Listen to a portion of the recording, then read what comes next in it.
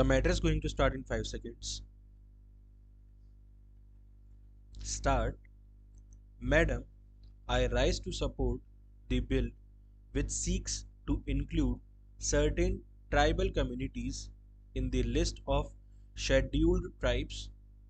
Some members here have demanded the inclusion of certain tribes from Karnataka in the list of scheduled tribes.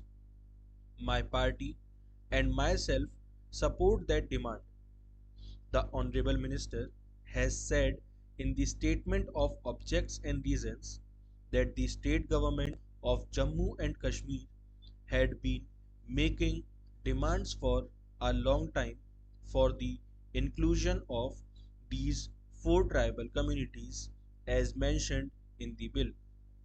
But the central government has accepted their demand after a long time. It is not the question of four tribal communities of Jammu and Kashmir alone.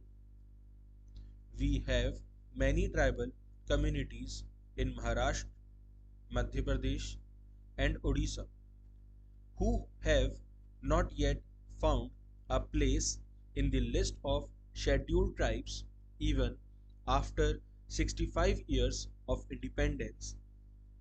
As a result, they have been deprived of various benefits conferred upon them under the Constitution. We feel that such tribals of the said states should also be included in the list of scheduled tribes so that they can also enjoy the various benefits like other tribals in the country. Madam, it is not the question of conferring economic benefits alone upon the tribals.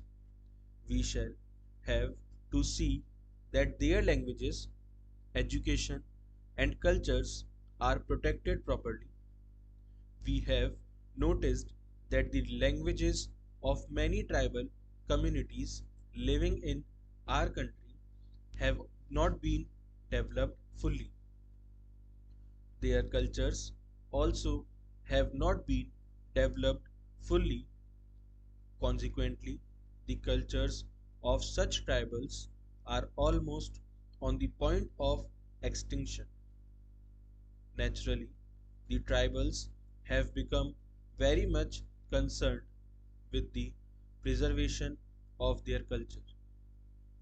We find serious discontent among the tribals on account of this. The imperialist powers and recessions forces are taking advantage of this kind of discontent among the tribals. I come from the northeastern region. There, the tribals have discontent due to non preservation of their languages and cultures. The imperialist powers are taking advantage of their discontent and inciting them to recede from India. For such recessionist tendencies among the tribals, the policy of Government of India on tribals is responsible. On the basis of that policy, it has not been possible so far to develop the languages and cultures of the tribals in India. The tribals are unable to enjoy the protection given to them under the Constitution.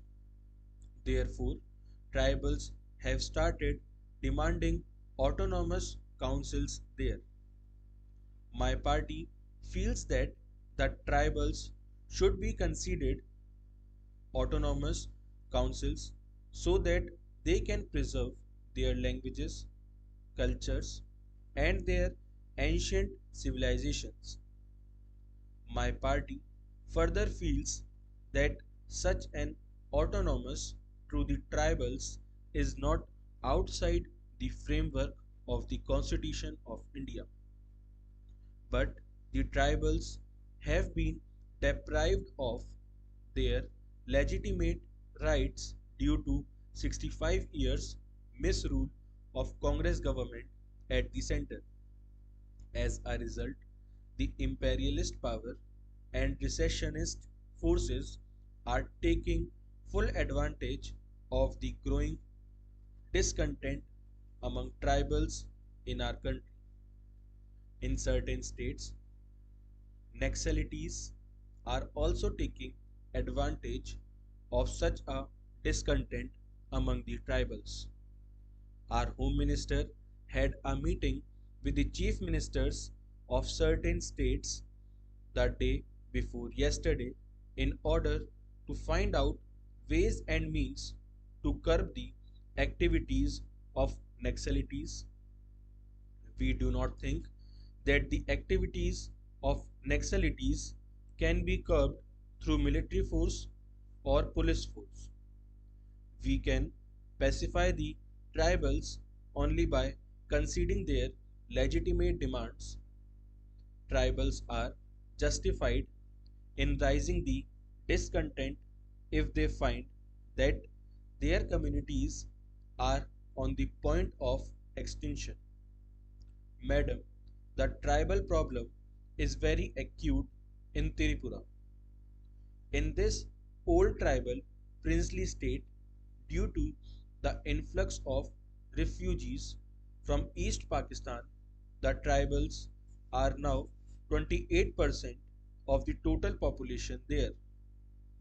The influx of refugees is still on from present Bangladesh, not only in Tripura but also in other parts of northeastern region. It is known to all the members in this house that the Communist Party Marxist government established autonomous district council for the tribals in Tripura. The refugees are entering those areas also which are under the jurisdiction of the Autonomous District Council. The main object behind the movement of refugees in those areas is to turn the tribals into minorities in their own areas, and such a movement has been possible due to the policy of the present Congress government there. Madam, when we were struggling for the rights of the tribals in Tiripura, the Congress party in Tiripura and its the then president were opposed to the establishment of autonomous district council in the state.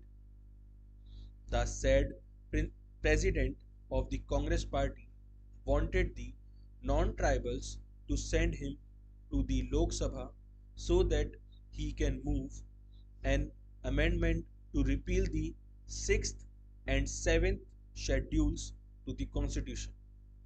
It is our misfortune that we are still following a policy which does not safeguard the interest of the tribals.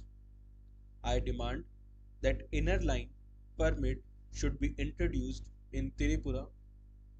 The Tripura Legislative Assembly has accepted this demand by passing a resolution unanimously on this issue.